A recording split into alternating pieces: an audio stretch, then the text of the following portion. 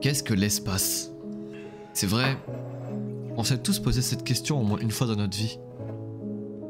D'où on vient? Pourquoi la Terre? Lors d'un live Twitch, je vous ai demandé alors, qu'est-ce qui vous vient quand on évoque l'espace? Plusieurs sentiments vous ont traversé comme la terreur, l'inconnu, le mystère, de la grandeur, de la peur, de l'angoisse, mais également de la beauté et de la fascination. On a souvent ce genre de mélange avec l'espace. Ça nous fascine autant que ça nous terrifie. Qui n'a pas déjà rêvé en voyant des films de science-fiction comme Star Wars, Les Gardiens de la Galaxie ou encore Bienvenue à Gattaca? Et puis surtout dans l'espace, on s'y perd. On se sent vraiment petit à travers les différents univers. Mais en même temps, on se sent connecté à tout ça. L'espace, c'est une danse infinie de planètes, d'étoiles, de comètes. Pour les gens qui ont peur, la nuit, levez la tête et regardez. Il y a tellement de choses là-haut, mais à la fois rien. Alors oui, je peux comprendre. L'espace, l'immensité de l'univers, ça peut faire peur, c'est vrai. Je peux comprendre, hein. Moi aussi j'ai peur. Et pas forcément que de l'univers. J'ai peur de plein de choses. Je suis inquiet pour des choses tellement futiles. Est-ce que j'ai fait les bons choix? Est-ce que tout va bien? Est-ce que je suis normal? Il faut juste prendre du recul. Pour moi, on n'est pas sur Terre pour se poser des tas de questions et se prendre autant la tête. Alors oui, c'est plus facile à dire qu'à faire. Venez, on profite juste de l'instant. On n'a qu'une vie après tout. Du moment que la Terre se porte encore bien. N'oubliez pas, hein, la Terre elle n'est pas éternelle non plus. Elle aussi elle a une vie. Alors prenons soin de nous, mais prenons soin d'elle aussi. Maintenant j'ai vraiment envie de me recentrer sur le moment présent. C'est compliqué pour moi.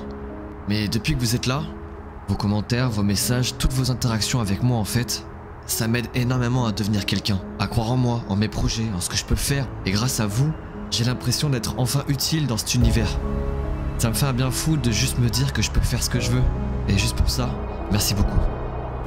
Je parle de l'espace maintenant d'une manière beaucoup plus philosophique. Cette simplicité dans l'espace, tout ça me ramène à mes pensées épicuriennes. Car oui, mine de rien, j'arrive à me contenter de peu. La golden hour, un coucher de soleil, traîner et sortir avec mes potes, croiser le regard d'une inconnue dans le métro, admirer les étoiles ou encore les fêtes de Noël avec la famille. Alors oui, je me sens encore très angoissé et très anxieux par tout ce qui peut m'entourer. Mais je pense qu'en vieillissant, ça pourra se guérir. Je dis ça, hein, mais j'espère. Comme on dit, le seul remède c'est le temps. Hein. Et pour finir, je citerai l'un de vous. L'homme doit s'élever au-dessus de la terre, jusqu'au sommet de l'atmosphère et au-delà, car c'est ainsi seulement qu'il pourra pleinement comprendre le monde dans lequel il vit.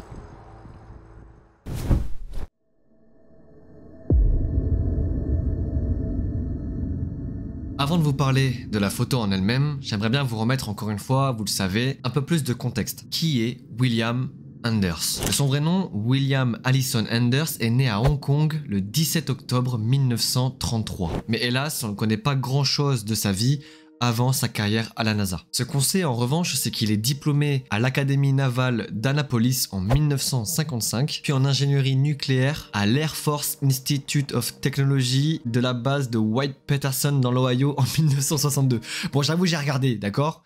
Voilà, c'est trop compliqué, ils ont des mots, je peux pas les retenir en fait. Il a atteint le grade de major général, c'est l'équivalent en France de général de division, pour ceux qui connaissent en France, dans l'USAF, l'United State Air Force. Oui, c'est bon, c'est ça. C'est trop dur à retenir. Soit traduit en français, les forces aériennes. C'est en 1964 que William Anders est sélectionné comme astronaute par la NASA. Il travaille dans les domaines de la dosimétrie, des effets de radiation et également les aspects environnementaux. Alors si vous ne connaissez pas la dosimétrie, selon Google, la dosimétrie fait référence à la science par laquelle la dose de rayonnement est déterminée par mesure, calcul ou combinaison de mesures et de calculs. Le nom technique de la dose de rayonnement est dose absorbée. C'est la quantité d'énergie de rayonnement déposée dans le tissu divisée par la masse du tissu. Bon, même moi en lisant tout ça, j'ai rien compris. Et puis, il fut membre évidemment de la mission Apollo 8 qui a été la toute première mission en orbite lunaire en 1968. Et c'est durant cette mission, évidemment, qu'il prendra la fameuse photo qui changera la vision du monde entier, Earthrise.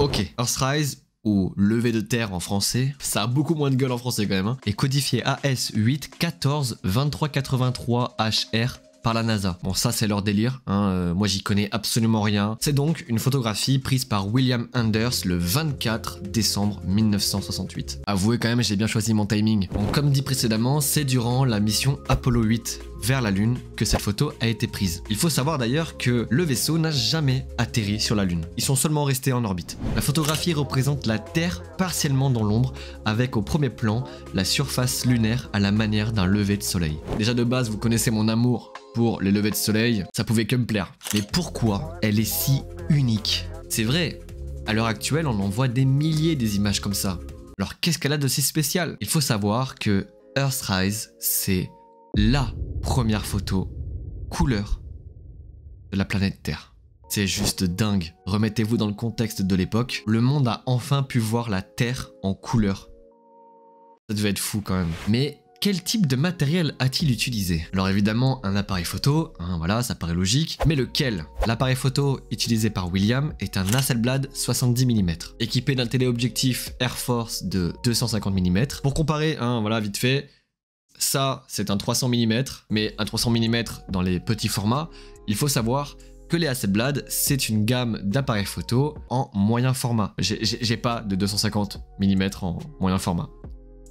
Et évidemment doté d'une pellicule 70 mm spécialement créée par Kodak. Et par ailleurs, les appareils photo Hasselblad sont très réputés chez les voyageurs de l'espace, comme par exemple la photo de Alan Bean sur la Lune en 1969 lors de la mission Apollo 12. Son Hasselblad est nettement visible, fixé sur sa poitrine. Mais également la toute première photo prise sur la surface lunaire par le fameux Neil Armstrong, le 20 juillet 1969. D'ailleurs, on a tendance à beaucoup plus connaître la photo de Neil Armstrong et moins celle de William. Étonnant. Vous allez certainement me demander un peu plus de renseignements sur la mission Apollo 8, qui était vraiment la mission de William. Ce qu'on sait, c'est que Apollo 8 est le premier vaisseau spatial habité à avoir quitté l'orbite terrestre basse, et également à se mettre en orbite autour de la Lune. Il y avait à l'intérieur 3 personnes, Frank Borman, James Lovell et William Anders, évidemment. Ce sont les premiers à se rendre à proximité de la Lune et à photographier un lever de terre. National Geographic ajoutera d'ailleurs, il n'aura fallu que 90 secondes pour prendre le célèbre cliché du réveillon de Noël, qui a donné le coup d'envoi à 50 années de prise de conscience de la beauté et de la fragilité de notre planète. Cette nuit-là, ils ont montré des photographies de comment ils voyaient la Terre depuis leur vaisseau spatial. L'immense solitude est inspirante. Cela vous fait prendre conscience de ce que vous avez sur Terre. Combien de temps ils sont restés? Ils ont fait 10 fois le tour de la Lune. Non. Non, pas celui-là. 10 fois le tour de la Lune, c'est-à-dire 6 jours et 3 heures. Bon alors, t'as fait quoi la semaine dernière? Oh écoute, j'ai juste fait 10 fois le tour de la Lune. Non, en vrai, c'est grave long. Et ils sont rentrés le 27 décembre 1969. 68. Dommage. Et ils sont rentrés le 27 décembre 1968. Ce n'est que 3 jours plus tard que la NASA décide de montrer cette photo aux yeux de tous. Ça devait être un super cadeau de réveillon quand même. Désormais baptisé lever de terre, Earthrise. Earthrise. Il est vrai que des photos comme celle-ci avaient déjà été prises par des vaisseaux spatiaux, mais ce cliché est le premier à avoir été pris par un humain tenant entre ses mains un appareil photo. On y voit la beauté bleue de la Terre se détachant dans l'obscurité de l'espace, amplifiée par l'horizon désolé et presque monochromatique de la Lune visible au premier plan. Et justement, William Anders, qu'est-ce qu'il a fait après tout ça? Il a été nommé en 1973 président de la délégation américaine dans le programme d'échange américano-russe sur la fission et la fusion nucléaire. En 1977, il rejoint General Electric, qu'il quitte en 1984 pour le groupe Textron, puis en 1990, il rejoint General Dynamics. Et après tout ça, en 1994, il prend définitivement sa retraite. Il a eu quand même une sacrée vie, hein. D'ailleurs, à l'heure à laquelle je tourne cette vidéo, William est toujours en vie. C'est vraiment trop cool de savoir qu'il est encore en vie, car c'est quand même l'une des personnes qui aura changé notre vision du monde. Et juste pour ça, merci monsieur. Cette histoire est vraiment incroyable. J'en ai appris vraiment beaucoup lors de mes recherches. Ne pas l'avoir connu, plutôt, je trouvais ça un peu dommage parce que malgré tous les livres photos que j'ai pu lire, je l'ai vu nulle part et je trouve ça assez dommage. Du coup, j'espère que cette vidéo au moins vous aura appris quelque chose. Pour conclure, je vais citer Brian Skerry. Il s'agit sans doute de la photographie la plus importante jamais prise. Et ça, il a entièrement raison. C'est comme si, pour la toute première fois, la Terre se regardait face à face dans un miroir. Elle nous fait d'ailleurs comprendre face à l'immensité de l'univers que nous ne sommes rien comme de petits grains de poussière. Si la vidéo vous a plu, n'hésitez pas à me le faire savoir en commentaire.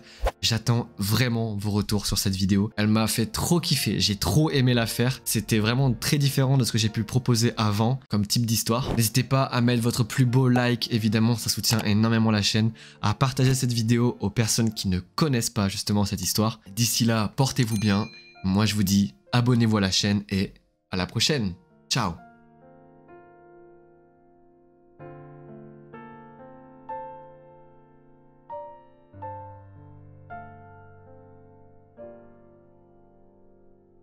From the crew